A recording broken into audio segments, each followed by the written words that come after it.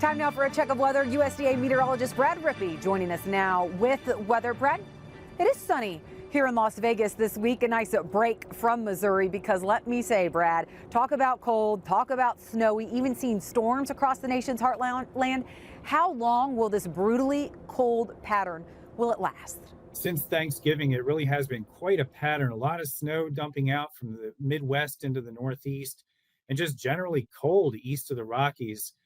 Now, the winter outlook, which issued by the National Weather Service, does indicate that we could see some of this pattern persisting, and it's all courtesy of La Niña, which has a tendency to bring cold air masses into the northern United States, warm and dry in the south. So looking at this temperature outlook, which covers all of December, January, and February and averages it, look at those below normal temperatures focused across the northern plains and the upper Midwest. Not too different from what we're seeing since Thanksgiving. We might see some of that cold spilling west into the Northwest in time, but above normal temperatures expected through the winter in much of the Southwest, then extending through the deep South into the Southern Atlantic region. In terms of precipitation patterns through the winter, it's got a very strong La Niña flavor. La Niña tends to weaken the subtropical jet stream, amplifies the northern jet stream. We're also feeding off warm water in the North Pacific. And so we do expect a snowy winter, northern Rockies, northern high plains, and then a secondary maximum that'll cover the eastern Corn Belt and the Ohio Valley. It could be rain or snow there, depending on each individual storm system.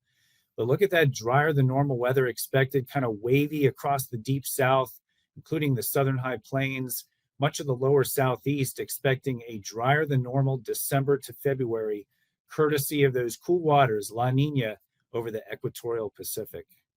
Well, it sounds like it will continue to impact the northern U.S. What are the implications on ag? Let's specifically talk wheat and cattle.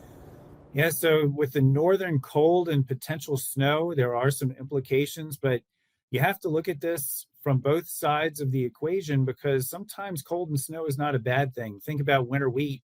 We've got a drought-stressed winter wheat crop in Montana that would greatly benefit from snow cover. Doesn't really matter if it gets cold once you get that insulating snow on the ground. Now, from a livestock perspective, that could be an issue if we get too many winter storms.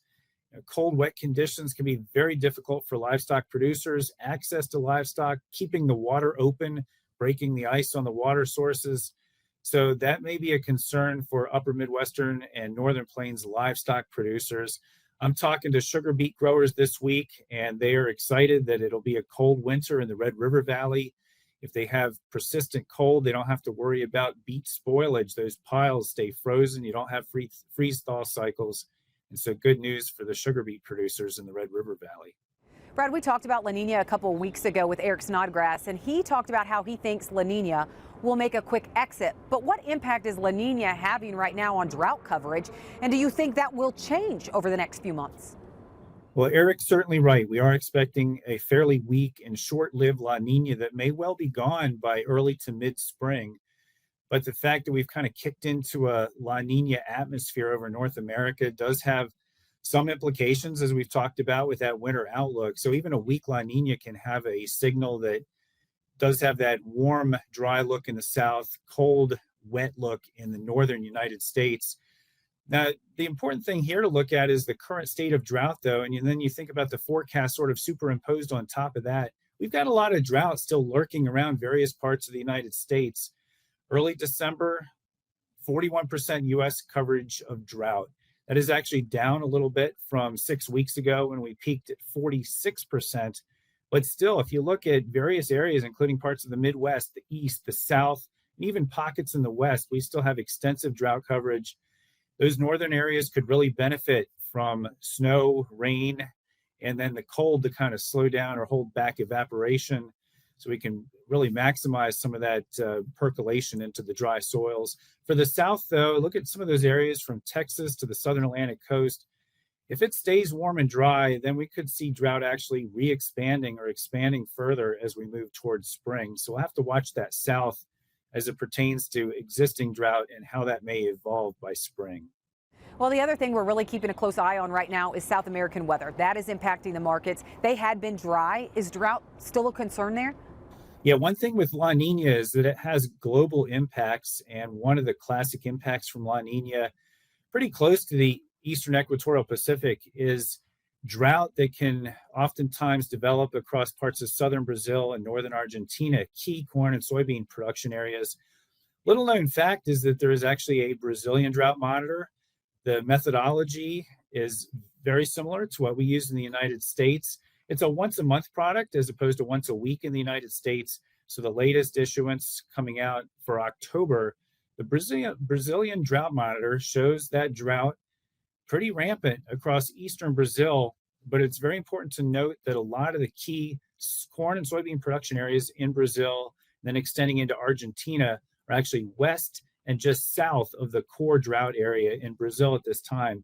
We are watching current trends, though. We have seen some hot weather and also some drier weather in northern Argentina and southern Brazil in recent weeks, likely related to the same impacts like what we're seeing happen in the United States.